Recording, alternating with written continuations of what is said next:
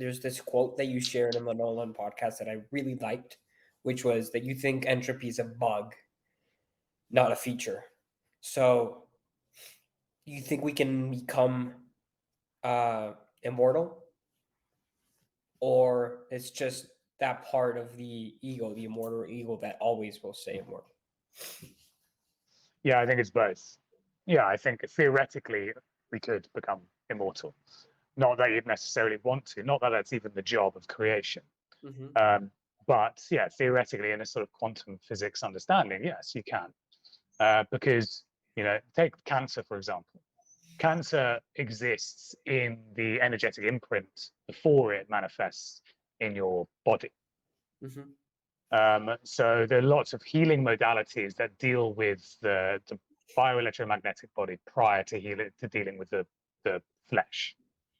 And so there's this untapped market of health that I hope we unlock. And it's not going to be through genetic splicing. It's not going to be through CRISPR, like it isn't. That's, in my opinion, that's the sort of the left-hand path. That's the wrong route to go down. It's going to be through a sort of a vibrational quality, basically. And whether that'll happen in our lifetime or whatever, but that's what we're sort of going towards. And I think there is at least circumstantial evidence to suggest that this was the case in history as well. If you look at biblical accounts of how long people lived, I mean, that's not just solely in the Bible, it's across different mythological and religious texts.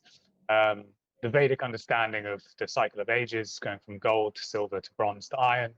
We are now in the Iron Age, which is the Kali Yuga. It's the age of most entropy. Whereas in previous ages, they had technologies that, that were completely different. I mean, it goes even beyond that as well. Like, I mean, it's probably getting into certain topics that I can't explain enough in depth in a short period of time. But, there's a guy called Walter Russell, or there was a guy called Walter Russell.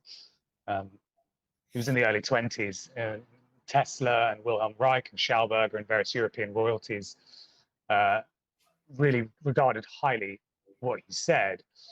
And he spoke about everything in the same as Tesla being a matter of frequency and vibration.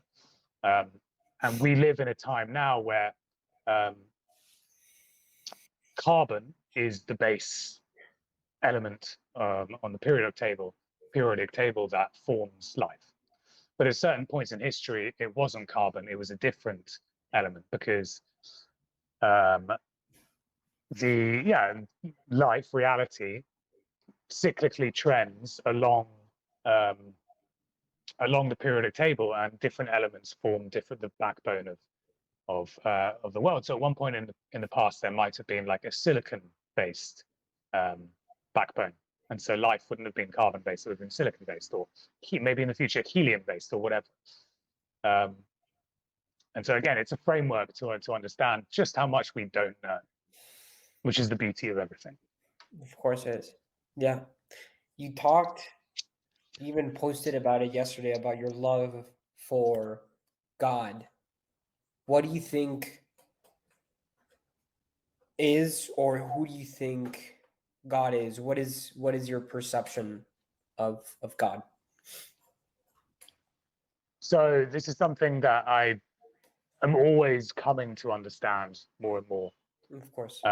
So it depends. Like, it depends where you're at, but in one respect, we live in this world that is completed, yet we complete it as we go along. And so God is the self. God is the one that wanted to experience itself, and in doing so, he had to become two. And so we are an expression of that one becoming two, essentially. And so, if you want to live a life that serves God, you want to help God understand who he is, essentially. But there are frameworks beyond that. So there's a Kabbalistic framework of the monad, right? And so the monad is this one, and the monad kind of became two, right? Force and form.